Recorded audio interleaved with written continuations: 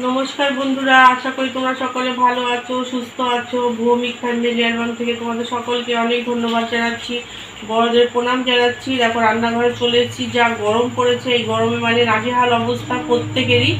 তা এই গরমে শরীর ঠান্ডা করতে আজকে আমি আম পোড়া করবো। তা আম পোড়াটা তোমাদের সাথে শেয়ার করব, তোমরা দেখতে থাকো যে আম পোড়াটা কত সহজভাবে কত সুন্দরভাবে হয়ে যায়। আর এই গরমের দিনে এই আম পোড়া শরবত খাওয়া ভীষণ ভালো শরীরের জন্য। তা দেখো এখানে দুটো আম নিয়েছি আমি, আম দুটো ধুয়ে ভালো করে পরিষ্কার করে নিয়েছি। এখানে একটুখানি আমি তেল মাখিয়ে নেব।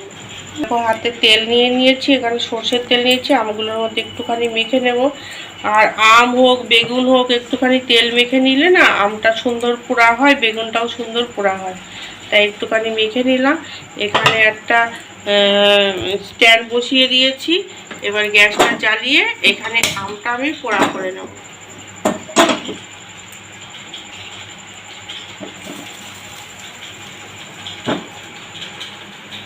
এই আম পোড়া খেতে ভীষণ ভালো লাগে, আমাদের বাড়িতে প্রত্যেকেই ভালোবাসে। আশা করি তোমরা সকলে খুবই ভালোবাসো খেতে। দেখো একদিকটা হয়ে গেছে, উল্টে দিচ্ছি। এর কাঠের উনুনে খুব সুন্দর পোড়া হয়। তা এখন আর উনুনটা জ্বালানো হলো না, তাই গ্যাসেই করে নিচ্ছি। দেখো বন্ধুরা আম দুটো পোড়া হয়ে গেছে। এবার আমি এটা গ্যাসটা বন্ধ করে দিয়ে আমটা ঠান্ডা করে দিচ্ছি।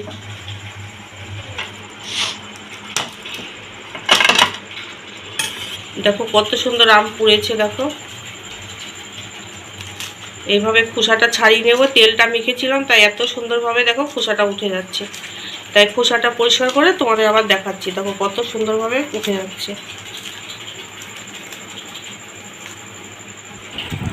দেখো তোমরা খোসাগুলো ছাড়িয়ে দিয়েছি, এখন আম থেকে কাপটা বের করে নেব।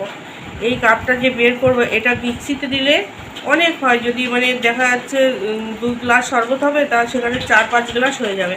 কিন্তু আজকে আমি সরাসরি করব, মিক্সিতে করব না, তোমাদের দেখাবো যে কত সহজেই করা যায়। আর একটা কথা বলি, যে হাতে যদি সময় থাকে বেশি করে এইভাবে তোমরা করে রাখতে পারো, তাহলে কি হবে, রোদ্দুর থেকে কেউ গরমে বাড়িতে এলে পরে এরকম করে একটুখানি তোমরা একটু শরবত করে দিতে পারো, সবাই খুশি হবে। যে কাপটা যদি করে রাখো ফ্রিজে রেখে দাও, তাহলে বেশ অনেক দিন ধরে খাওয়া যায়। তা দেখো এই দেখো এখনও গরমটা যায়নি, আমি এইভাবে দেখো বের করে নিলাম, কত সুন্দরভাবে দেখো হয়ে গেছে। একটুখানি জল দিয়ে দিচ্ছি, তাহলে তাড়াতাড়ি ঠান্ডাটা হয়ে যাবে, গরমটা কেটে যাবে।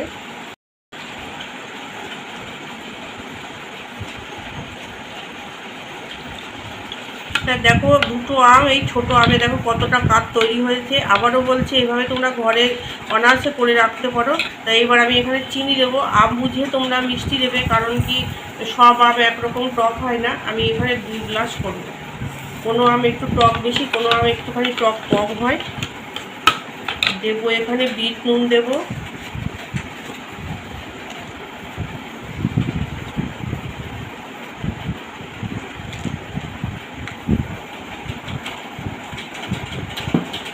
আর দেবো গোলমরিচ গুঁড়ো। এই গোলমরিচ আর বিট নুন দারুণ দারুণ লাগে খেতে। এবার ভালো করে মিশিয়ে নেব।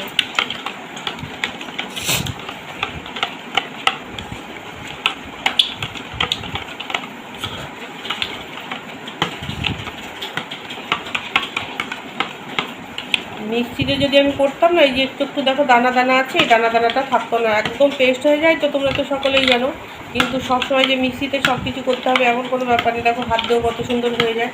দেখো চিনিটাও আমার গলে গেছে। তা এবার আমি এখানে ঠান্ডা জল দেবো, মানে ফ্রিজের জল দেবো। দেখো এখন আমি ফ্রিজের জল দিচ্ছি।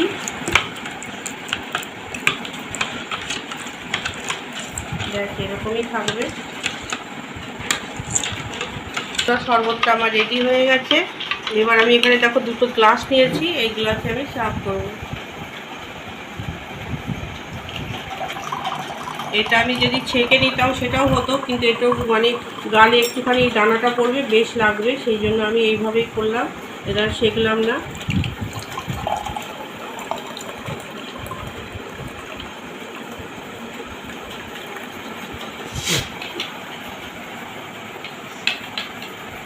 ঢেলে নিলাম। এখানে দুটো আমের স্লাইস করে কেটে নিয়েছিলাম, এখানে দিয়ে দিলাম একটু সাজানোর জন্য। হচ্ছে আমার আম পোড়ার শরবত।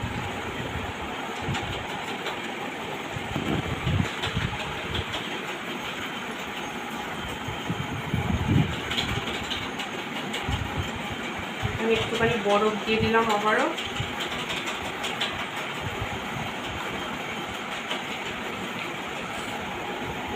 বন্ধুরা, আশা করছি তোমাদের এই অতি সহজে আম পোড়া শরবতটা ভালো লেগেছে। যদি ভালো লাগে তোমরা বাড়িতে অবশ্যই করে খাবে। আর বাড়ির যারা বয়স্ক বা ছোট বাচ্চা যারা দূর থেকে আসবে এরকম করে দিতে পারবে, সহজেই করে নেওয়া যাবে। আর এটা শরীরের জন্য খুবই ভালো। দরকার হলে যাদের মানে চিনি খাওয়ার অসুবিধা তারা চিনি ছাড়া এখানে আখের দুধেও করতে পারবে। তাহলে আজকের মতো রাখছি।